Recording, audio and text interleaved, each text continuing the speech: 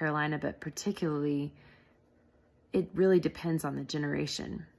In my generation, there are quite a few active people. They enjoy the mountains, they enjoy being outdoors, but there are just many different types of groups and many socioeconomic groups in particular. And so a diversity of people, and there are a diversity of needs.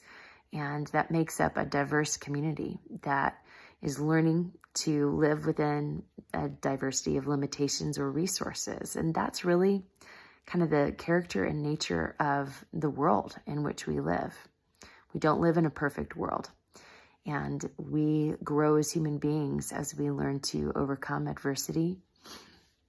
And we grow in character, even through challenges and suffering. There are some decisions in our lives that we need to continue to pursue in order for us to be in control of our finances, of just continuing to pursue the healthcare that is already available to us, that is fairly affordable.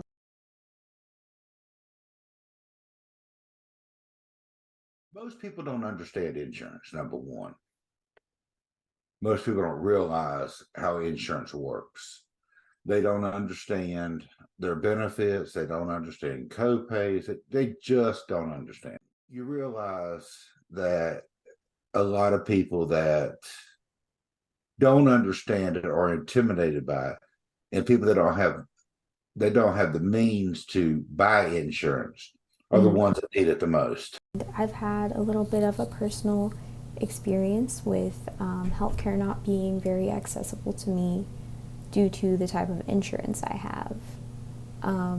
But the biggest obstacle is actually transportation for me.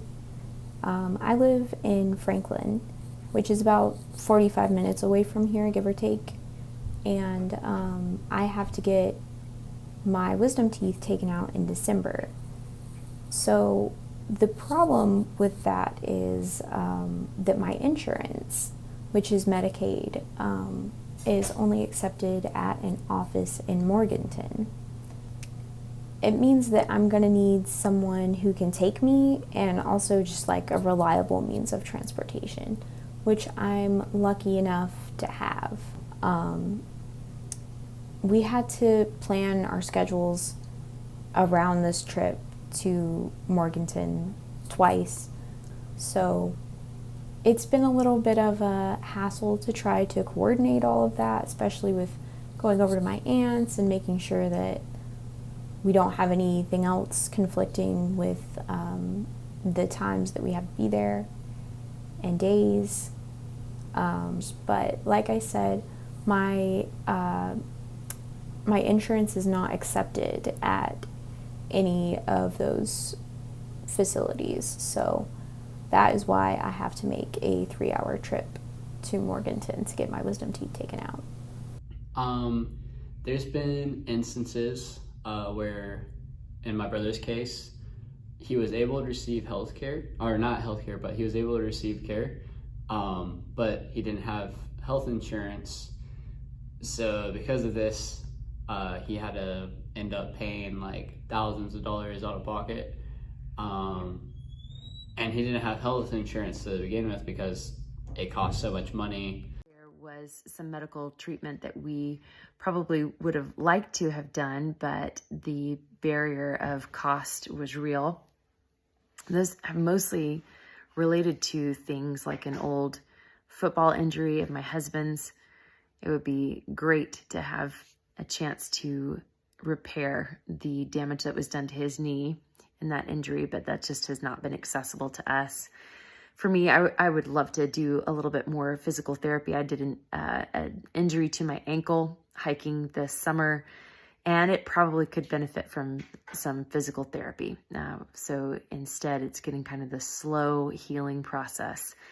So that's where agents come into play, like myself, is, we're appointed with all of these carriers, so we can judge all of the plans.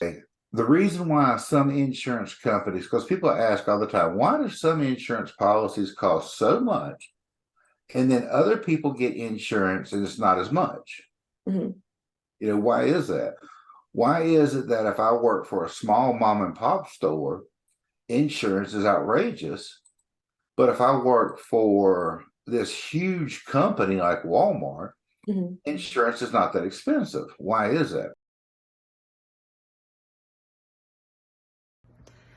I'm going to answer about how healthcare affects us financially, how it affects us mentally, and instead of socially, I'm actually going to talk about how it affects us in terms of our scheduling, which that can affect us work-wise or school-wise or even travel-wise.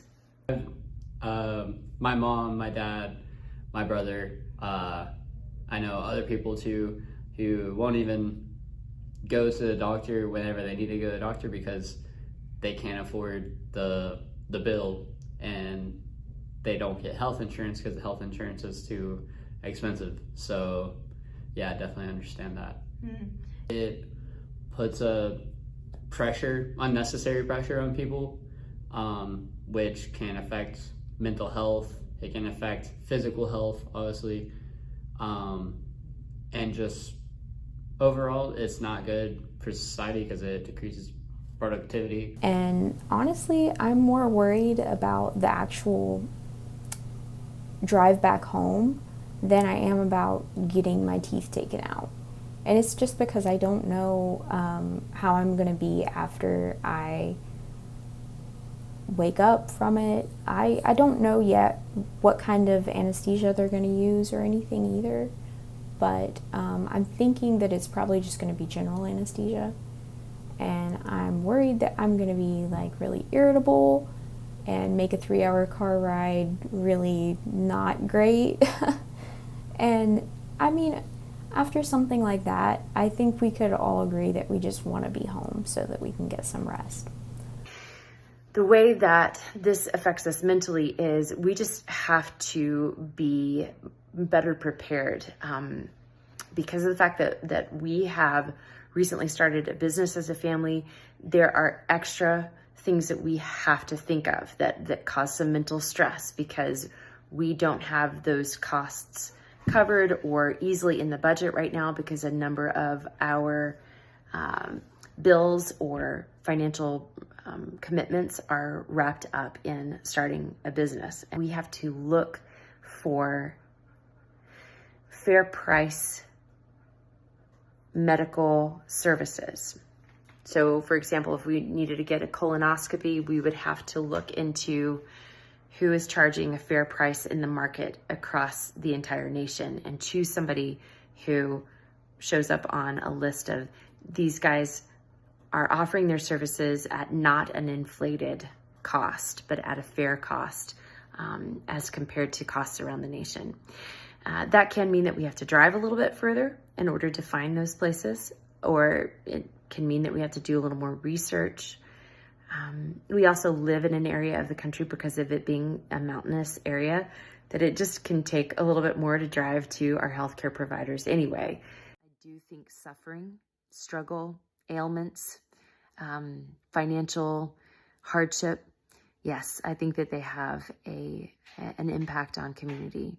So I think the question is, how can community continue to just rise to the occasion of adversity and become a better community in spite of the things that are struggles and limitations? So for what it's worth, those are my answers.